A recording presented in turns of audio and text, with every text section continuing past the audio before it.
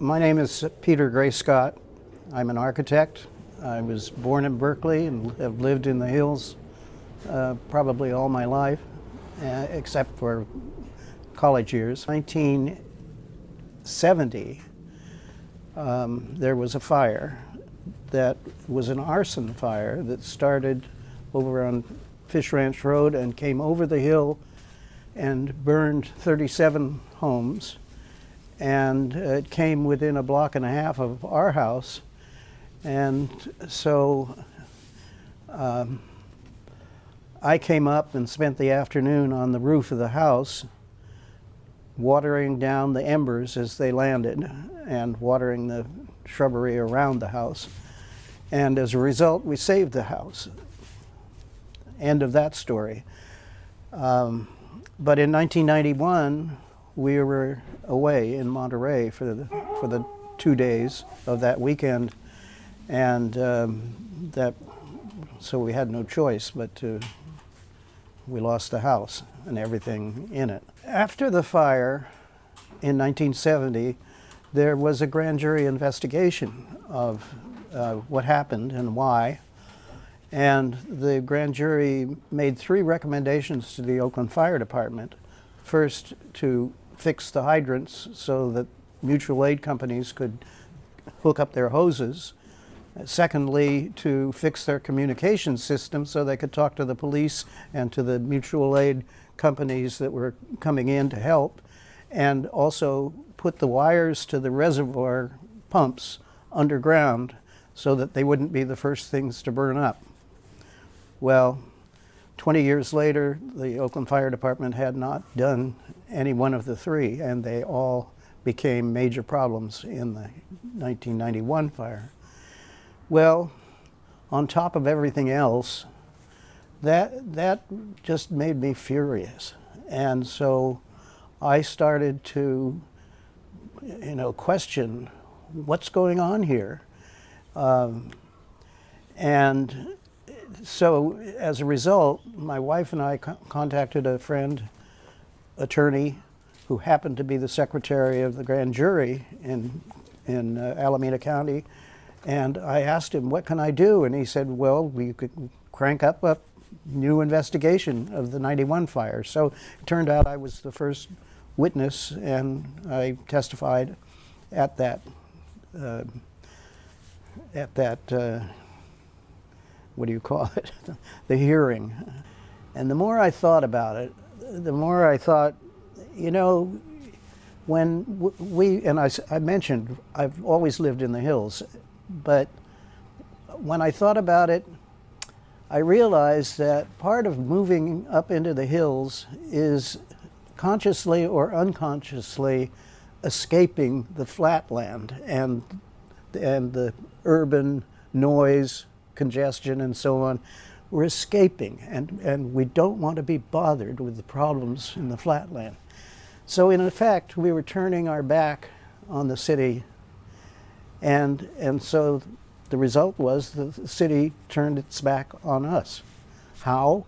Well, they never did provide things like sidewalks and storm drainage and other things that the rest of the city gets, but they also were not conscientious about the threat that a fire in the hills really represented. And as a result, they were not prepared, they were not equipped, and they were not aware of the threat that a wildland-urban interface fire represented. And so after the fire, the fire department's story was, it was an act of God, we couldn't have prevented it, we did everything we could. Well, not true. And so, anyway, I thought about that for a time, and then I finally decided the thing to do at this point, as a community living on the hill, is not to pick a fight with the city, but instead to go down there and say, hey, we want to be involved, we want to work with you, we need certain things like protection from wildfire. The city was then planning to put a fire station a block and a half from my house, right in the middle of this residential neighborhood. And so my wife, who tends to be outspoken, said, Peter, you know that as a member of the neighborhood, you will be down at the city, second guessing everything they're doing about this fire station design. So why don't you join up with Steve Kodama across the street, another architect, and offer to design it for nothing. And Steve and I looked at each other and said, yeah, we could do that.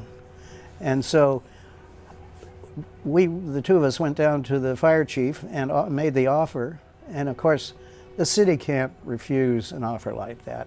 And so Steve and I started off planning how to approach this thing. And I said, the first thing you've got to do is get the neighbors on board. You've got to inform them, work with them, and satisfy them. So we organized a first meeting. I think about a dozen people came from the neighborhood, immediate neighborhood, and I spread out a blank sheet of paper on the table and I said, okay, friends, what do you want? What do we want? And they said, well, in the end, we want it to disappear, not only visually, but acoustically and so on. We don't want sirens tearing through our neighborhood, and we don't want big trucks, and we really don't like those big double doors. So I said, okay, well, that's a good starting point. So we worked with the neighbors for 13 meetings, and the interesting thing was that every meeting we had more people there. I mean, usually with these volunteer kind of things that people kind of dribble away, but it was the opposite here. Everybody was in on it, everybody was interested, and in the end, when we came up with a site plan and then with the design, they were on board. Everybody was nodding their heads, and we even had them participate in choosing the colors. And so we proceeded that way. We had some problems with the city's architectural department with their budget and with their approving my plans, but in the end, we got it done. And so I think there's a couple of lessons in that. One, you've got to be on top of it. You've got to be proactive. And secondly, you've got to get everybody who is a stakeholder involved in the process.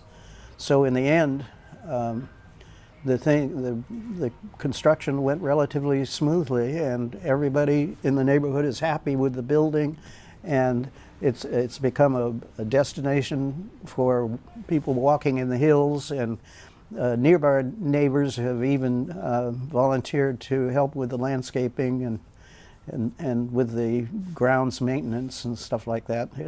So it's been a very happy experience. Anyway, it was a great experience.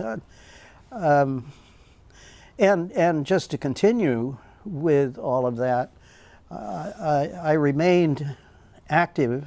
I will say that as a result of our getting our nose involved in downtown, that the fire department is much improved.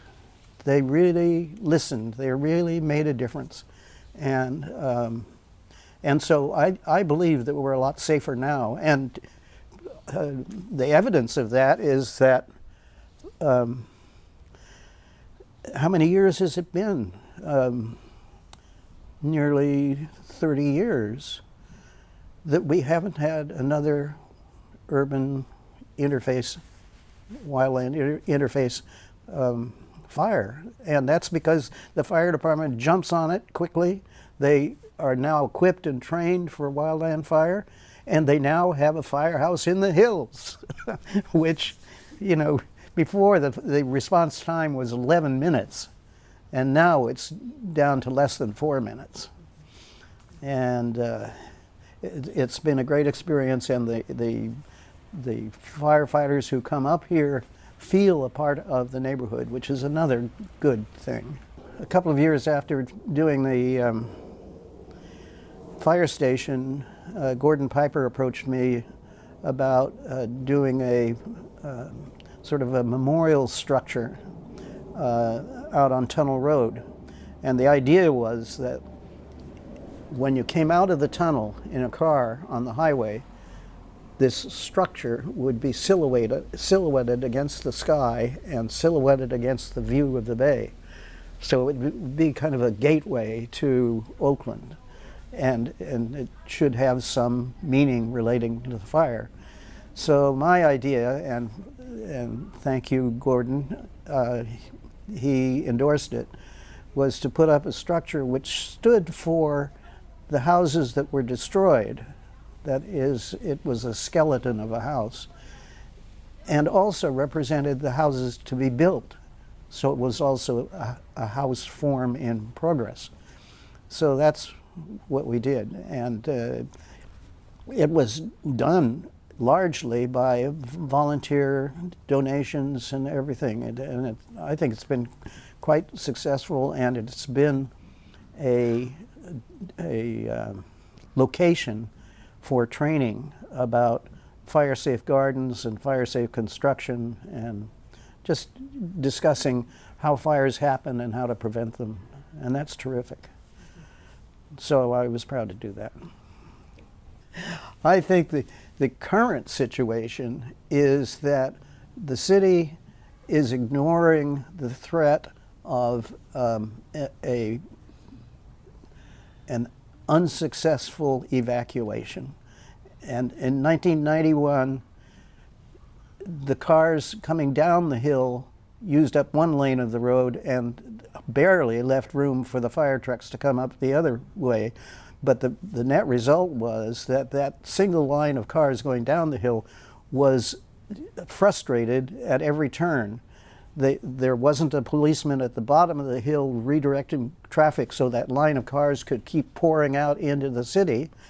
And people were backing out of their garage in the middle of all of this, and there were fender benders and all of this stuff stalling that line of cars. So the line of cars at the end of it, at the back of it, they were catching on fire. And it was a horrible situation. And my message to the leadership downtown is 25 people died in the 1991 fire. 24 of them died trying to get out. And there are more people in the hills now. There are more cars in the hills. The people that are up here, about 2/3 of them didn't go through the fire, so they have no idea of what an evacuation would be like. It is going to be pandemonium if we have another fire or emergency of that scale.